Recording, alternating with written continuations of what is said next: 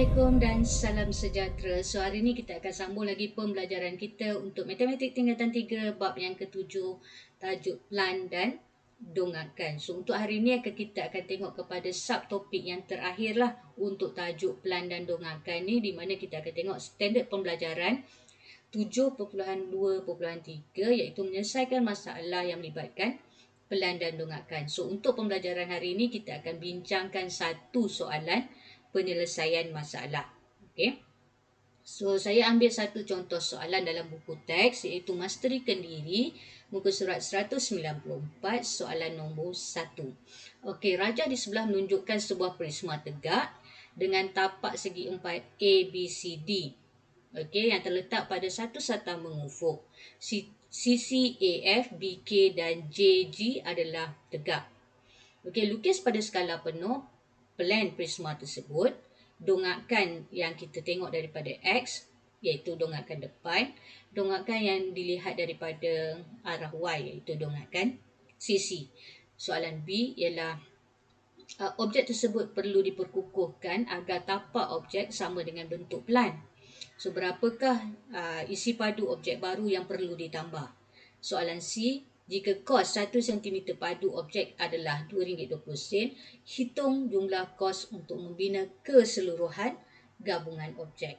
So, kita lihat soalan ni atau kita buat soalan ni satu persatu. Soalan A minta kita lukiskan pada skala penuh.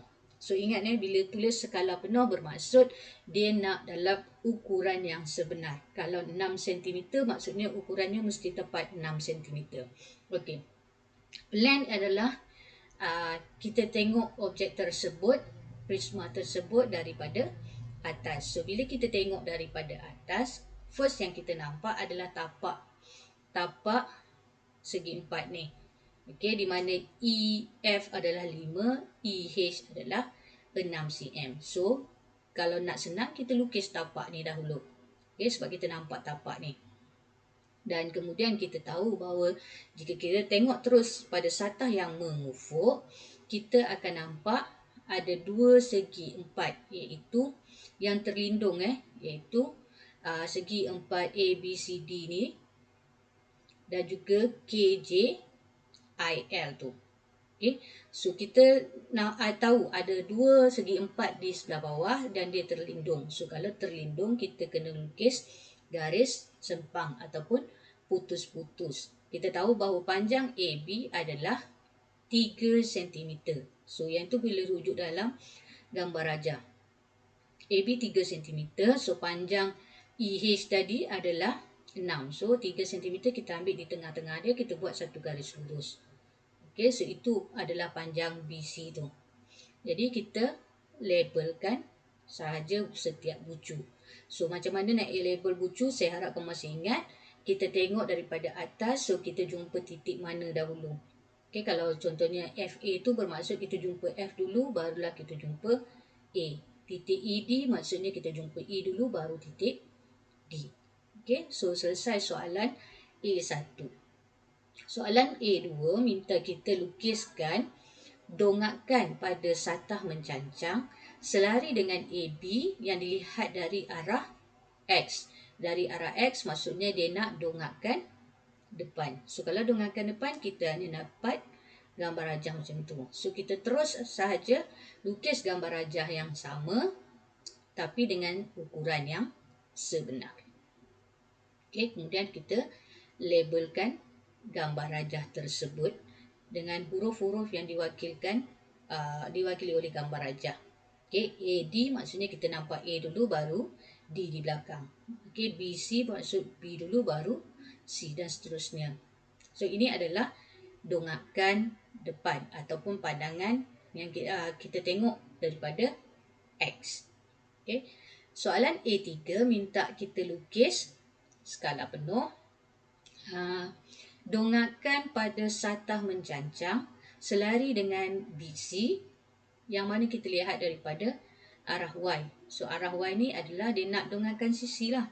So kalau dongakkan sisi, kita tahu bila kita tengok terus rapat ke satah belakang, kita akan nampak ada satu segi empat di situ.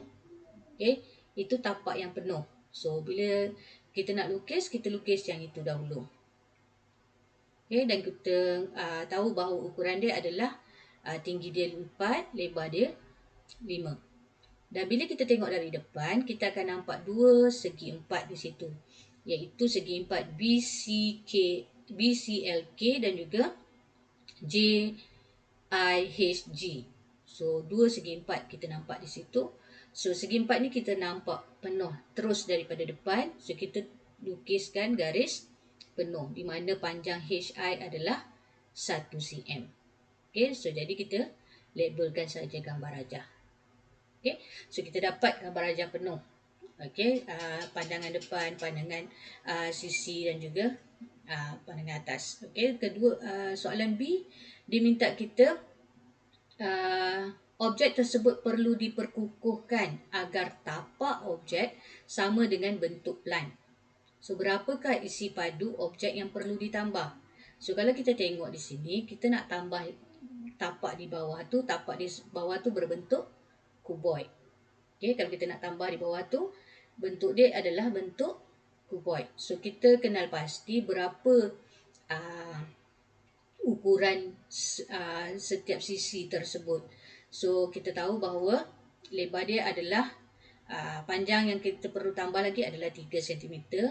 Lebar objek tersebut adalah 5 dan tinggi dia adalah 3. So, untuk mencari isi padu, rumus isi padu ialah panjang darab lebar darab tinggi. So, nak cari isi padu, 3 darab dengan 5 darab dengan 3. Jadi, kita akan dapat 45 cm padu.